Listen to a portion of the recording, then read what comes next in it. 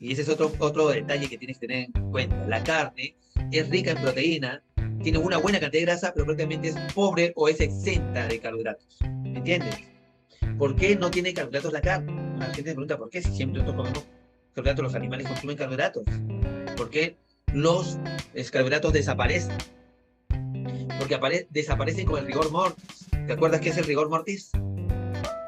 Muy bien, entonces tenemos los carbohidratos ahí, listo. Ahora pasamos, digamos, a las proteínas. ¿Sí? Fuentes de proteínas, normalmente, obviamente, los alimentos de origen animal. Y ahí normalmente vamos a encontrar proteínas de alto valor biológico, proteína animal. ¿Sí? Pero esta proteína animal también viene acompañada de otros nutrientes, como la grasa, por ejemplo, ¿no es cierto? Y por último, los carbohidratos en pequeñas cantidades, sobre todo los derivados. ¿Sí? Alejandra, sobre todo los derivados. Porque la carne en sí prácticamente no te da carbohidratos. Cuando te mueres y te pones rígido, eso se llama rigor mortis. O sea, tu zona más anaeróbica, ¿no? Es la zona anaeróbica a la que vas a llegar y ya no vas a regresar. Te quedas ahí. Entonces, en ese último suspiro, en ese último intento de sobrevivir, tus músculos, tu cuerpo, usa todos los carbohidratos para poder mantenerse vivo hasta que no puede más. Y en eso, obviamente, ese proceso prácticamente consume casi todos los carbohidratos. En realidad, va a depender mucho de las muertes y cosas por el estilo, que es un tema ya que parece más de terror, ¿no es cierto? Pero algunos animales probablemente conservan un poquito más de glucógeno, que es la manera como se almacena la glucosa, ¿no es cierto? Como glucógeno.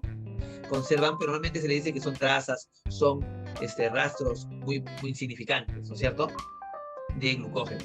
Hay otro tipo de carnes que probablemente no tienen casi carbohidratos.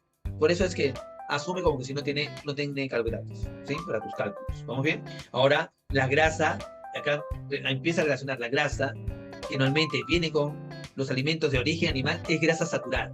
Generalmente, mayormente, las carnes pueden tener polimono, pero lo que más tienen es grasa saturada. Recuerda que tenemos varias clasificaciones, pero una de las clasificaciones de la grasa es grasa saturada, grasa monoinsaturada y grasa poliinsaturada. ¿Cierto? ¿Te acuerdas de eso? ¿Nos acordamos de eso, chicos? No lo hemos hecho todavía, recién lo vamos a hacer. Pero yo voy adelantando algo para que me puedan entender, ¿no es cierto? Tenemos grasa saturada, y no sé, así vagamente recordarán. Mira, voy a poner la pizarra, ¿ya? Alejandra, voy a poner la pizarra para ver si te hago un déjà vu o te hago retroceder en el tiempo, pero no sufras, porque yo sé que la química todos hemos sufrido en el colegio, ¿no? Decían química y empezabas a... Me refiero a lo siguiente. Carbono, guión, carbono, guión, carbono, perdón, carbono, guión, carbono, guión, carbono, guión, carbono. Esa rayita, cuando tú veías una rayita en los enlaces de los carbonos, ¿se acuerdan? Los carbonos, después vienen los hidrógenos, ¿no? El grupo funcional, que puede ser ese OH, COOH, ¿no es cierto? Solo aquí concéntrense aquí mismo. El guioncito, una rayita significa que está saturado. ¿Y qué quiere decir que está saturado? Quiere decir lo siguiente, mira. Cuando estamos hablando de que está saturado, es que no puede ingresar nada más, ¿no es cierto? Cuando te dicen que un ambiente está saturado, que ya no hay lugar, es que nadie más puede ingresar. Y por consiguiente ya no se puede hacer nada con esa molécula, ¿entiendes? Yo tengo una molécula saturada y ya no hay opción a transformar. Por eso es que las grasas saturadas son tan dañinas. Porque yo consumo la cantidad que yo necesito y cumple su función, ¿no es cierto? Y no hay problema. Pero normalmente si yo me excedo en la cantidad de grasa saturada, hay un exceso de esa grasa y yo no la puedo transformar en otra sustancia que juegue a mi favor, que me beneficie. No. Y como no puedo hacer eso, entonces la almaceno como grasa. O sea, eso me sirve solo para la grasa, como grasa, ¿entienden? Por eso es que empiezo a subir de peso, a llenarme de grasa y las arterias se empiezan a llenar de grasa y empiezo a ver problemas circulatorios, etc. Las grasas saturadas en realidad no son malas, si te das cuenta. Los malos somos nosotros, que consumimos mucho de estas grasas saturadas. Las grasas saturadas son vitales para nosotros, para nuestro buen funcionamiento, pero en las cantidades justas. Cuando hablamos de monoinsaturada, quiere decir que hay un doble enlace. Mira qué es lo que pasa aquí. Quiere decir que hay un doble enlace. Ahí tendríamos, digamos, dos o más, y estamos hablando de poliinsaturado. ¿Cuál es la diferencia entre saturado? El saturado obviamente ya no podría transformarse en nada, quedaba así, ¿cierto? Mientras que mono y el poli sí se pueden transformar en otras sustancias, ¿entiendes?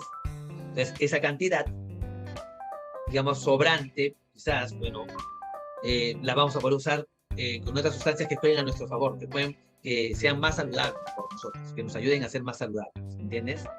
Por eso es tan importante y por eso le dicen a las grasas monoinsaturadas y a las poliinsaturadas, le dicen grasas saludables, ¿cierto? Porque juegan a favor de nuestra salud.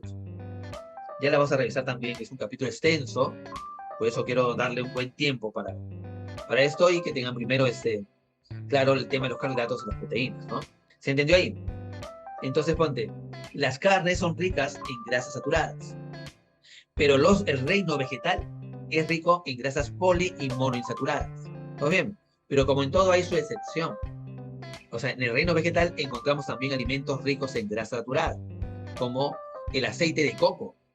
El coco es un vegetal, ¿no es cierto? Y es rico en grasa saturada, ¿entiendes?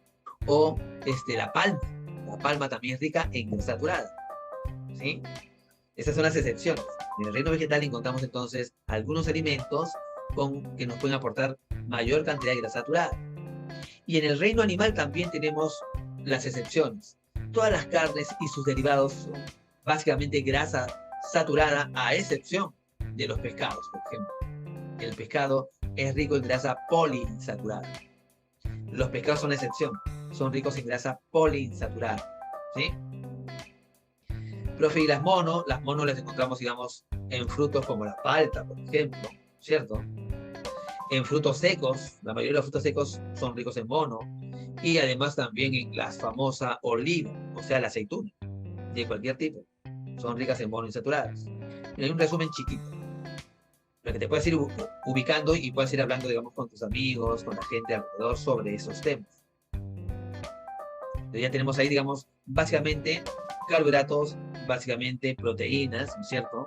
Y el tema de las grasas, que bueno, también ya hemos hablado un poquito del tema de las grasas, pero los alimentos, digamos, que normalmente son resaltantes en este nutriente son, digamos, aceites de todo tipo, mantequilla, margarina, cebo, ¿no es cierto? Normalmente son ricos en grasa, sobre todo en grasa saturada. Recuerda que las carnes normalmente tienen una buena cantidad también de grasa saturada, ¿sí? Las poli creo que ya las mencionamos hace un rato. Entonces, rápidamente, hemos visto más o menos en qué tipos de alimentos vamos a encontrar. Y ahí tenemos un capítulo para desarrollarlo más, de manera más específica, ¿no es cierto? ¿Está bien? ¿Sí?